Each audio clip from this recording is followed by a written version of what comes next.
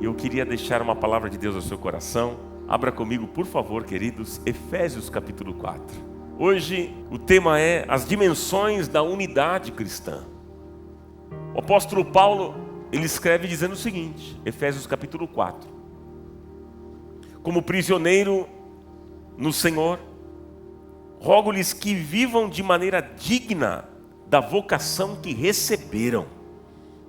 Sejam completamente, o que, irmãos? Humildes e dóceis. Você é humilde? Você é uma pessoa dócil? E sejam o que mais, irmãos? Pacientes, suportando uns aos outros com amor. Olha o desafio para nós aqui, irmãos. Façam todo o esforço para conservar a unidade do Espírito pelo vínculo da paz. E aí ele diz então, há um só corpo, um só Espírito, assim como a esperança para a qual vocês foram chamados é uma só. Há um só Senhor, uma só fé, um só batismo, um só Deus e Pai de todos, que é sobre todos, por meio de todos e em todos. E que o Espírito Santo de Deus nos abençoe nesta noite. Amém, queridos? Bom, meus irmãos, o apóstolo Paulo escreveu essa carta à igreja de Éfeso quando ele estava preso por causa do Evangelho. E assim ele começa a carta dizendo isso. E depois dele apresentar a grandeza de Deus, falar sobre a beleza da salvação, agora então, ele fala sobre a unidade da igreja. Ele está falando sobre o que, meus irmãos? A unidade da igreja. E do verso 4 ao 6, Paulo aqui apresenta as dimensões dessa unidade. Veja que a base, o chão, a base do seu discurso é a doutrina da Trindade, que afirma que há um só Deus, o qual subsiste em três pessoas: Pai, Filho e o Espírito Santo. Quem são? Vamos lá? Pai, o Filho e o Espírito Santo. Gente, o ser triuno de Deus fala de unidade. E para viver em unidade, a igreja precisa crer que Deus é uno. E como corpo de Cristo, meus irmãos, nós precisamos viver em unidade. Olha só o desafio que temos diante de nós. Como corpo de Cristo, nós precisamos viver em unidade. E então o apóstolo Paulo, ele começa o capítulo 4, dizendo o seguinte, olha lá no verso 1 e 2. Rogo-lhes que vivam de maneira digna da vocação que receberam, sejam completamente humildes e dóceis. Humildes e dóceis, e sejam pacientes, suportando uns aos outros com amor. Interessante, Paulo aqui está afirmando que a nossa vocação como cristãos, então, é sermos testemunhas de Jesus neste mundo, vivendo de forma humilde em unidade. Porque, meus irmãos, sem humildade não há unidade. Eu vou repetir, sem humildade não há unidade. Guarde isso no seu coração. E Paulo aqui chama todos os cristãos a unidade. E aí, a partir do verso 4, ele fala sobre as dimensões da unidade cristã. Quais são essas dimensões? E é isso que a gente vai ver aqui nesta noite. Que o Espírito Santo fale ao seu coração poderosamente. Amém? Deus já está falando neste encontro, Ele vai falar muito mais. Você acredita nisso? Tenha atenção naquilo que nós vamos aprender e ouvir nessa noite. E ele começa dizendo então, a partir do verso 4, há um só corpo. Primeiro, ele diz, há um só corpo. Que corpo é esse? É o corpo de Cristo. do qual ele é o cabeça. É muito interessante a gente observar que muitos reinos deste mundo, muitos reinos humanos, já desapareceram, mas a igreja do Senhor subsiste apesar de toda a crise, de toda a perseguição. E isso acontece, sabe por quê, meus irmãos? Porque quem sustenta a igreja é o próprio Cristo. Louvado seja o nome do Senhor. A igreja não é mantida por pastores. A igreja não é mantida por organizações, não. A igreja é governada, a igreja é amparada por Cristo. Por isso que a igreja permanece em pé e, como disse bem Jesus, as portas do inferno não prevalecem contra ela. Louvado seja o nome dele. Amém? Quantas crises, quantas lutas, quantas perseguições a igreja já enfrentou ao longo da história e continuará enfrentando. É verdade, mas nós temos uma garantia, nós temos a garantia de que ela caminhará triunfante nessa terra, até o fim, meus irmãos. Nós podemos não ter mais prédios para nos reunir, mas a igreja permanecerá viva. Podemos até nos reunir nas casas, se for preciso, como ela já se reuniu, mas a igreja permanecerá viva. Aleluia! E aqui então, queridos, o apóstolo Paulo diz que há um só corpo. Há um só corpo. E Jesus diz, há um só corpo e uma só igreja formada por aqueles que eu chamei, por aqueles que eu redimi e salvei. Meus irmãos, nós somos o corpo de Cristo. Quantos aqui fazem parte do corpo de Cristo? Deixa eu ver, levante a sua mão. Nós somos o corpo de Cristo. E esse corpo, queridos, recebe novos membros a cada dia. E a igreja vai avançando, e a igreja vai crescendo, e o nome do Senhor vai sendo glorificado. Quanto poder há nesse evangelho! E é por isso que nós estamos aqui nessa noite, porque um dia fomos alcançados pelo poder desse evangelho. Um dia a mensagem do evangelho nos alcançou a minha vida, a sua vida, e fomos transformados. Hoje somos novas criaturas, louvado seja Ele. Você foi alcançado por este evangelho? Agora, é interessante porque tem gente dizendo que a igreja já não é mais importante. Esse negócio de igreja já não é mais importante, é coisa do passado. Mas, meus irmãos, queridos, a palavra igreja, do grego eclésia, significa o ajuntamento dos santos. Igreja é isso, eclésia, o ajuntamento dos santos. Há pessoas que pensam que elas podem ser cristãs apenas em suas casas. Ou então, que elas podem manter a sua vida espiritual através das mídias eletrônicas, através de uma pregação de YouTube, através de um devocional que lê. Elas pensam que elas podem viver a vida cristã apenas assim. Mas eu quero dizer para você que, gente, isso é um engano, não é uma verdade, é um engano diabólico, demoníaco, um engano de Satanás, porque o Senhor nos chamou para vivermos em congregação como povo de Deus, unidos, todos unidos para fazer a sua obra. É comigo, é com você, com cada um de nós. Nós somos a igreja do Senhor, meus irmãos. Aleluia! Aí alguns dizem assim, mas Ronaldo, tem tanta gente imperfeita na igreja. Tanta gente imperfeita. Aquele não serve, outro não presta, aquele faz isso, outro faz aquilo. Tanta gente imperfeita. É verdade.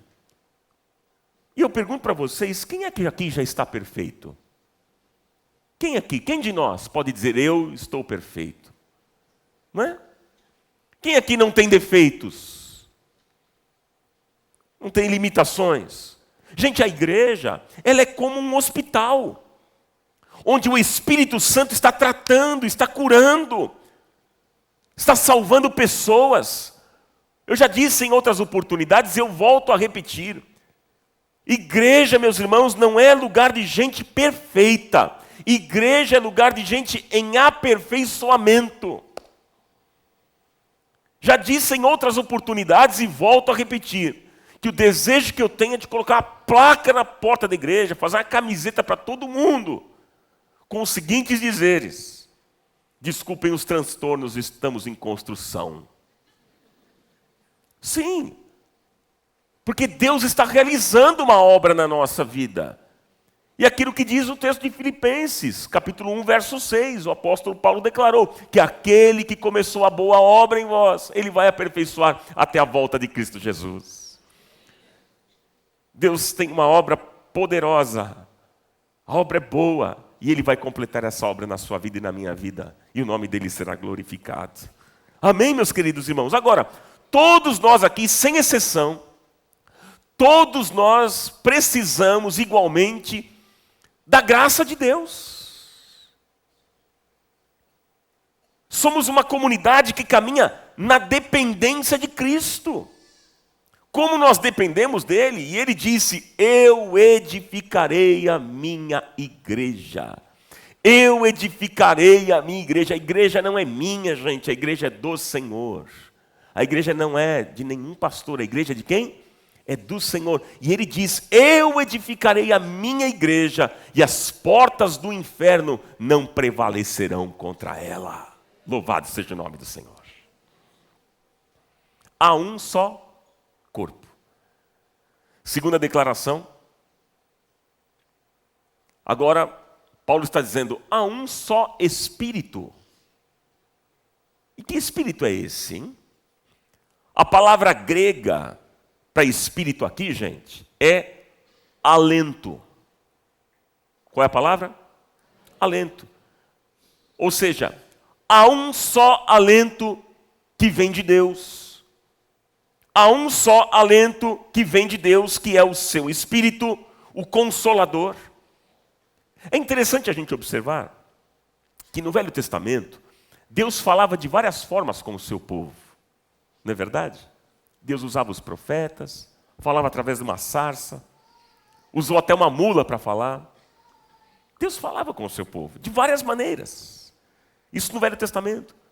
Depois, nos dias de Jesus, Deus se encarnou e habitou entre nós. A Bíblia diz isso, que o Verbo se fez carne e habitou entre nós. Não é verdade? Jesus andou nesta terra, andou fazendo bem, como diz a palavra, curando, abençoando, ensinando muita gente. Mas ele disse: eu voltarei para o Pai, mas fiquem tranquilos que eu não vou deixar vocês sozinhos. Fiquem tranquilos, porque eu vou enviar o meu Espírito. E o que aconteceu? Jesus enviou, o Espírito Santo veio sobre a igreja no dia de Pentecostes. Oh, glória a Deus, queridos. Agora então, Deus não só fala com o homem, agora Ele não só anda ao lado do homem, mas agora pelo Espírito Santo Ele vive dentro do homem. Louvado seja Deus. Você pode dizer amém? Isso é conversão, gente. Conversão não é você comprar uma Bíblia e deixar ela aberta lá na mesa da sua casa, como muitos fazem. Deixa a Bíblia aberta no Salmo 91. A página fica até amarela, né? Tem muita gente que faz isso. Alguém faz assim? Deixa eu ver. Alguém? Deixa eu ver. Fala aí, meu irmão, se entrega.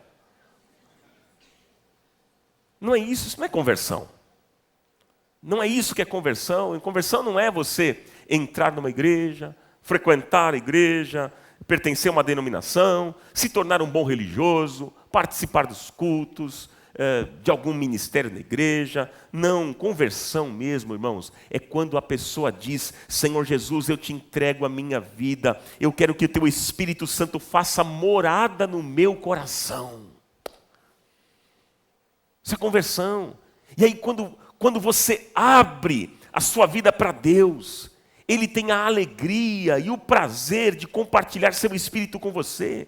E quando o Espírito Santo chega, meus irmãos, você é selado por Deus e nenhum outro Espírito poderá se apossar da sua vida.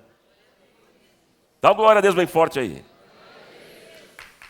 Quer aplaudir? Pode aplaudir, sim. Nenhum outro espírito poderá se apossar do teu corpo. Nenhum outro espírito poderá se apossar do teu corpo. Por quê? Porque agora você é de Jesus. Agora você é do Senhor, você tem um Espírito Santo e Ele não te deixará jamais. Pois agora Ele mora em você. Você acredita nisso? Há um só Espírito, diz Paulo, que é o Espírito de Deus. E o Espírito de Deus habita em nós. Nós somos a morada do Espírito, nós somos o templo do Espírito. Porque Ele não habita em prédios, em templos construídos por mãos humanas. Ele habita em mim, em você. Nós somos o templo do Espírito de Deus. Que lindo isso, não é não, gente? O apóstolo Paulo disse aos romanos, só são filhos de Deus aqueles que têm o Espírito de Deus. Jesus, certa vez, diante de um religioso, diante de um mestre chamado Nicodemos, disse a ele, você precisa nascer de novo. Nascer do Espírito. Ah, meus irmãos, os filhos de Deus são aqueles que foram gerados de novo pelo Espírito Santo e nos quais Ele agora habita. E eu tenho uma excelente notícia para te dar nessa noite. O Espírito de Deus quer morar na sua vida, Ele quer habitar no seu coração. Amém? Então Paulo diz, primeiro, há um só corpo. Depois ele diz o quê? Há um só Espírito. Terceiro, agora ele diz, há uma só esperança. Você pode repetir isso, irmão? Irmã? Mais uma vez. Há uma só esperança. Há uma só esperança. Que esperança é essa? Qual é a esperança cristã? Qual é, queridos? Gente, a palavra esperança hoje, ela não tem o mesmo significado bíblico, porque quando nós falamos de esperança, nós falamos de algo que nós esperamos que aconteça. Falamos de uma grande probabilidade de algo que venha acontecer. É isso que nós entendemos por esperança. Mas, na Bíblia, esperança não é probabilidade, irmãos. Na Bíblia, esperança é convicção. Na Bíblia, esperança é certeza de futuro.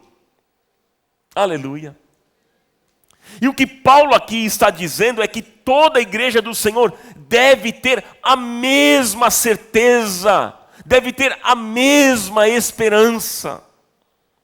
Meus queridos irmãos, e a nossa certeza é que Cristo é a nossa esperança. Cristo é a nossa esperança, irmãos. Nós caminhamos vitoriosos em Cristo Jesus, porque nós estamos convictos de que Ele foi à cruz do Calvário, mas Ele venceu na cruz do Calvário. Ele morreu na cruz, mas a Bíblia diz que ao terceiro dia Ele ressuscitou. E a boa notícia para todos nós é que Jesus está vivo. Jesus vive e Ele é real. Como é que você tem certeza disso, Ronaldo? Sabe por que eu tenho certeza? Porque nós falamos com Ele e Ele fala conosco. Como Ele tem falado conosco nesses dias, queridos, não é verdade? Você pode abrir o teu coração, você pode falar com Ele todos os dias, em qualquer lugar, em todos os momentos, e Ele sempre está disposto e pronto a te ouvir, e Ele fala ao seu coração.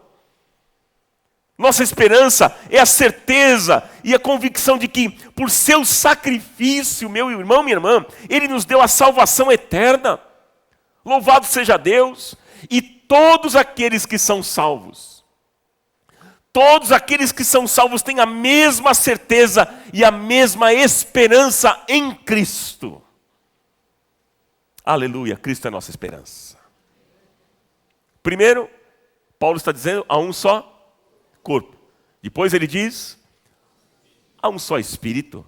Depois, terceiro, há uma só esperança. E agora ele diz, há um só Senhor. Quarto, há um só Senhor. Você pode repetir? Vamos lá? vale observar que Paulo escrevia para uma sociedade que estava debaixo do Império Romano, cujo imperador era visto como um senhor absoluto. Assim acontecia naquela época. E o que é que Paulo está dizendo aqui?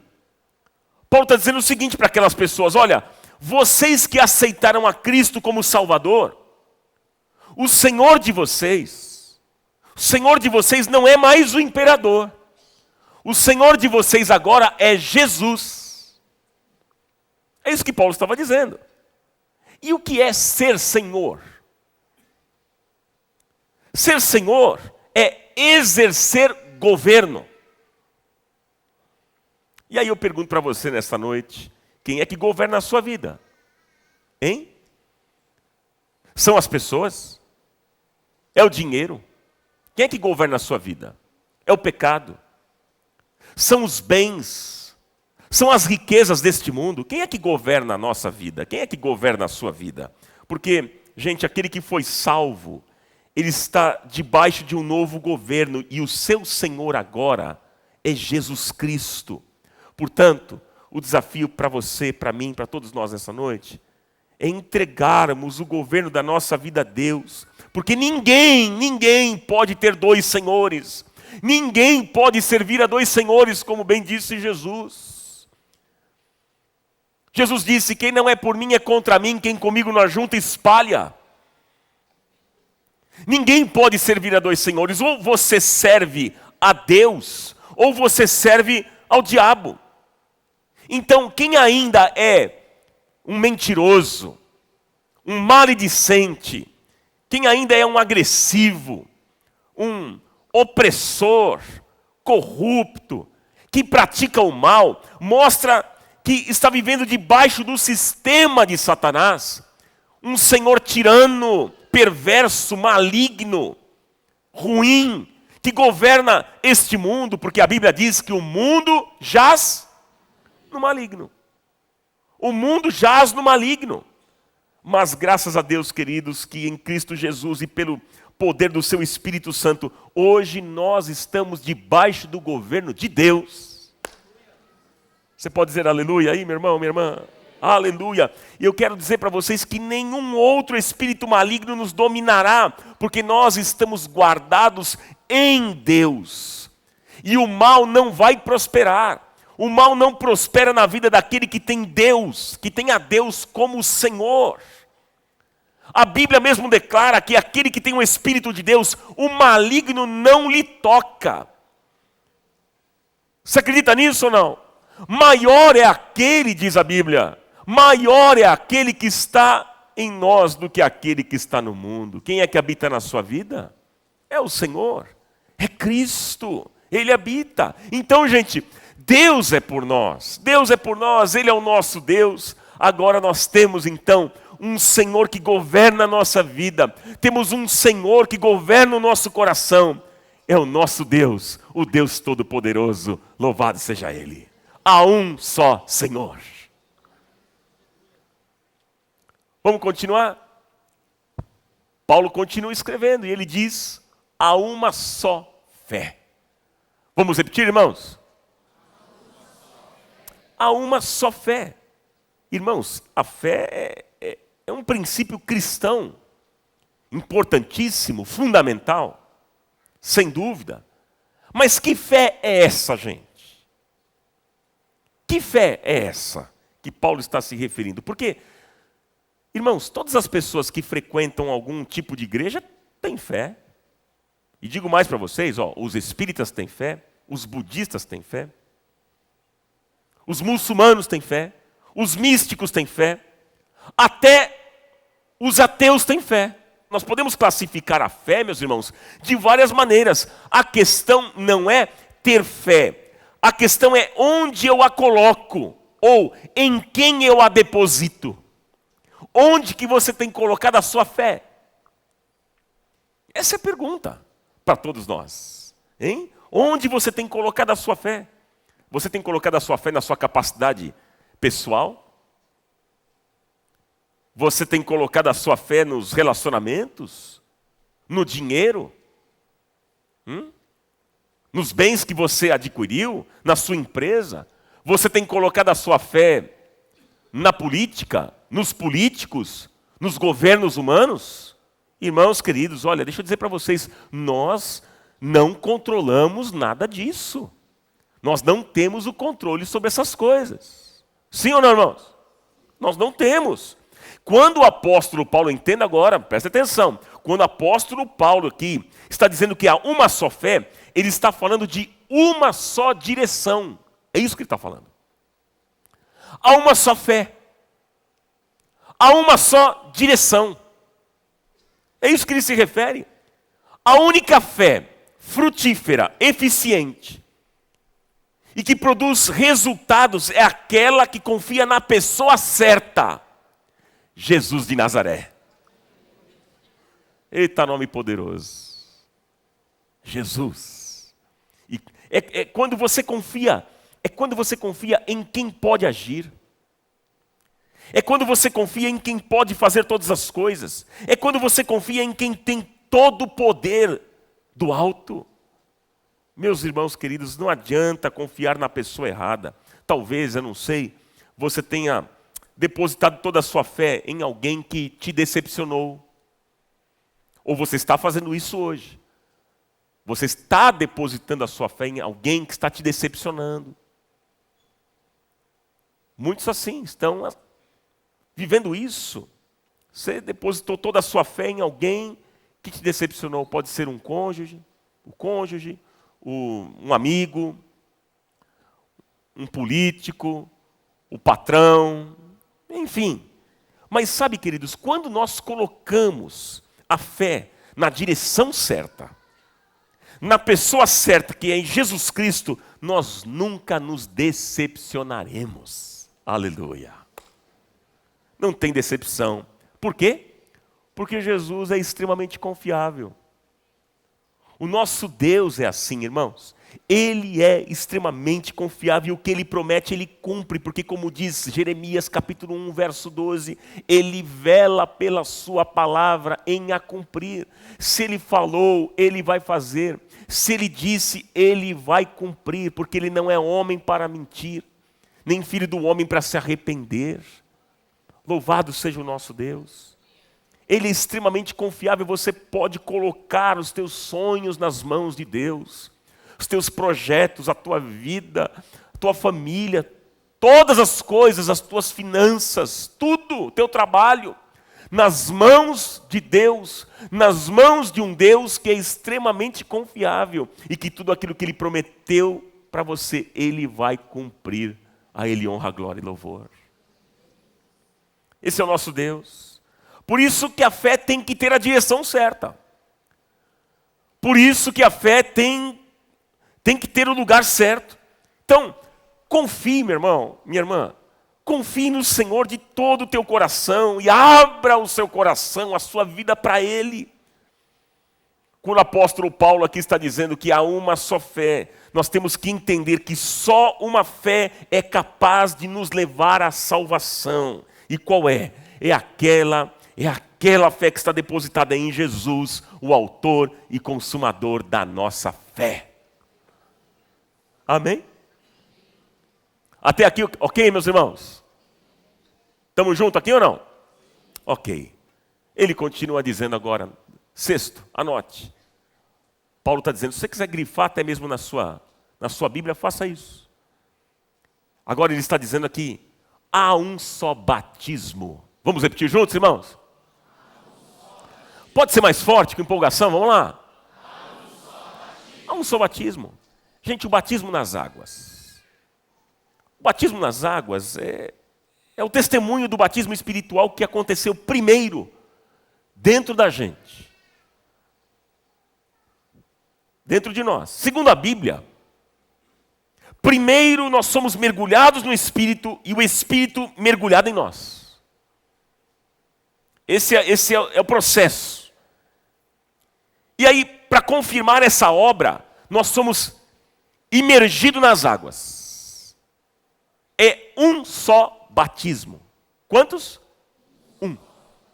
É um só batismo.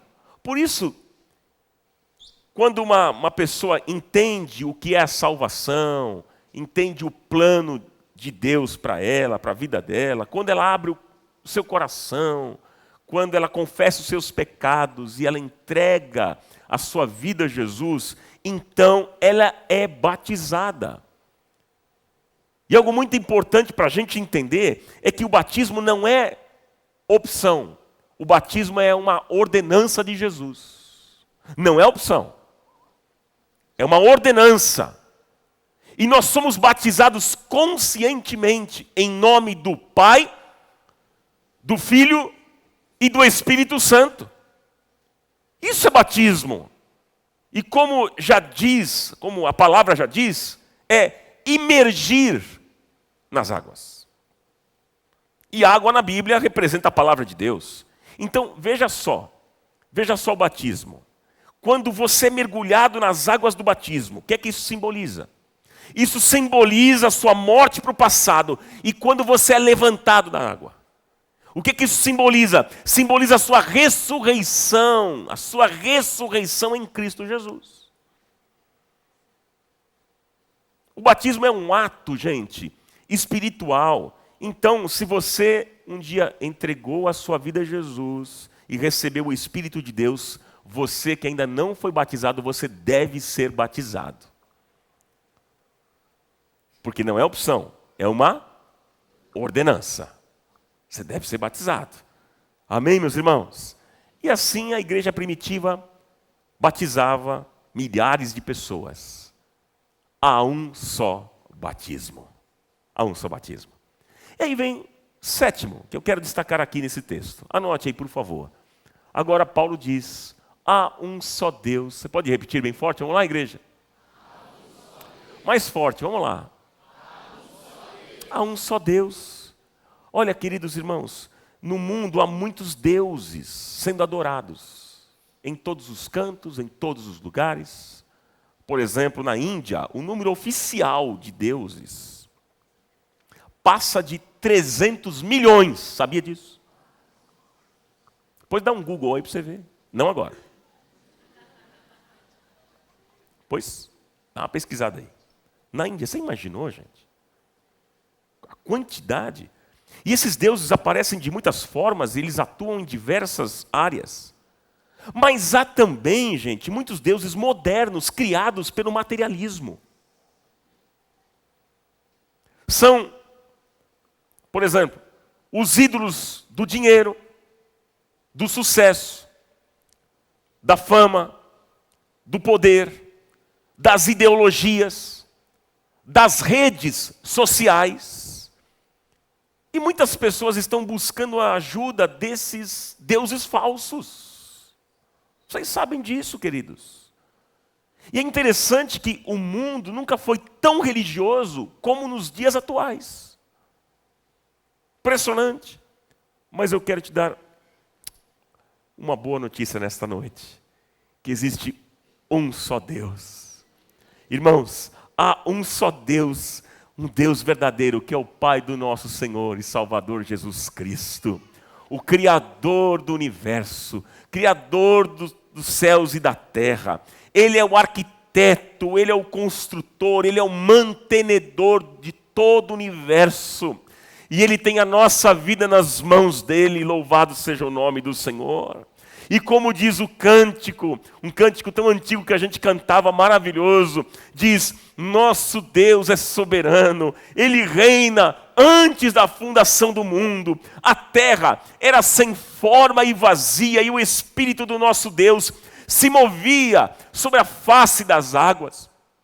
Foi Ele quem criou o céu dos céus e fez separação das águas da terra seca. Foi Ele quem criou os luminares e criou a natureza e formou o homem. Glória a Deus por suas maravilhas, pela sua grandeza.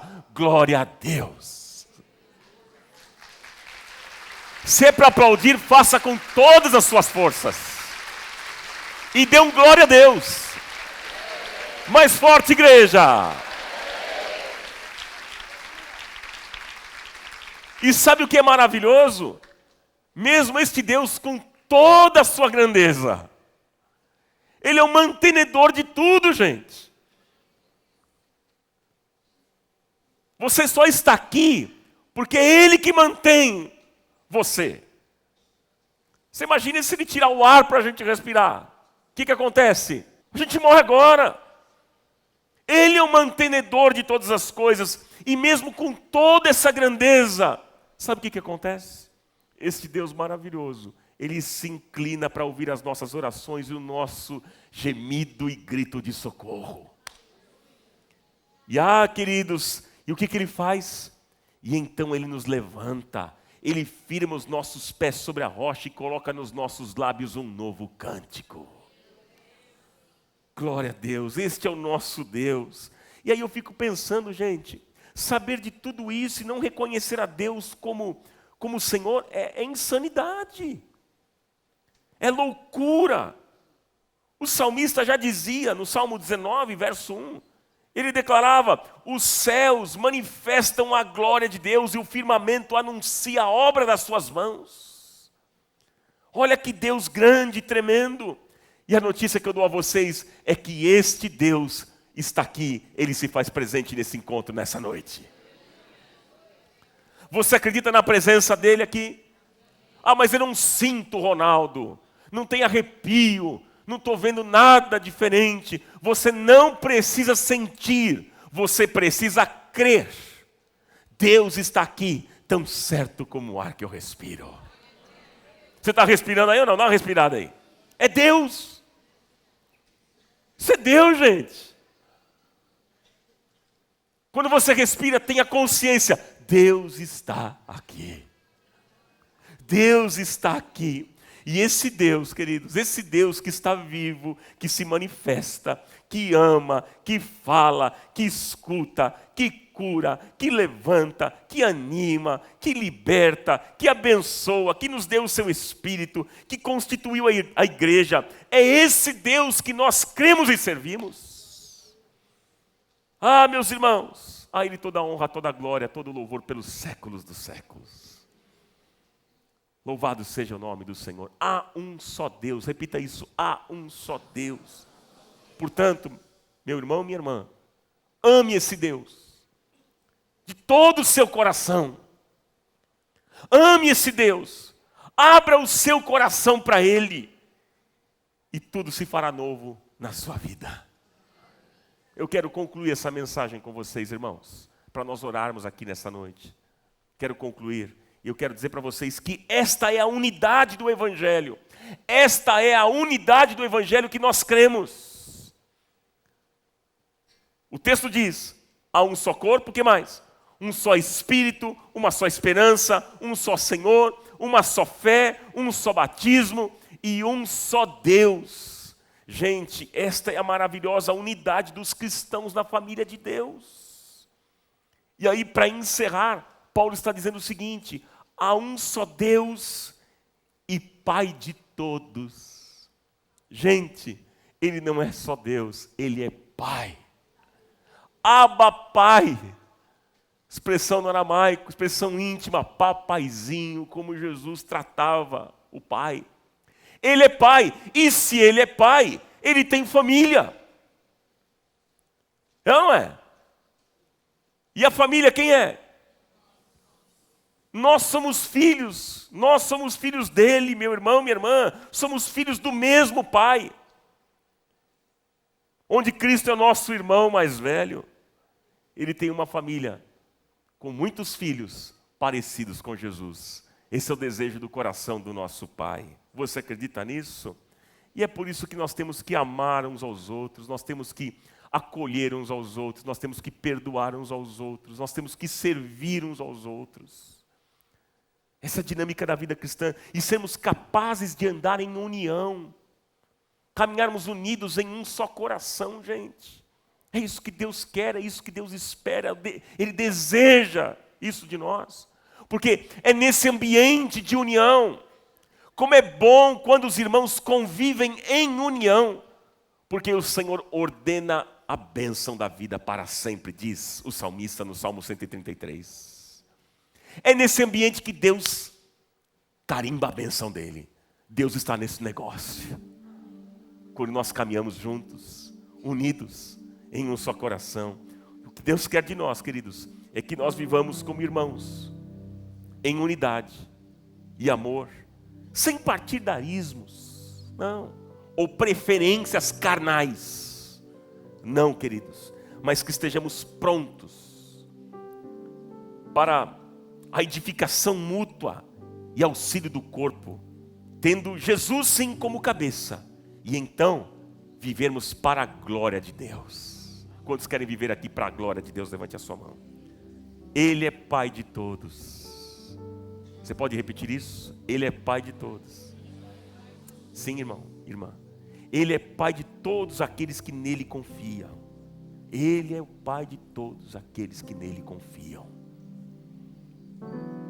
Louvado seja o nome do Senhor, queridos, que nos faz um e nos ensina a andarmos unidos em um só coração.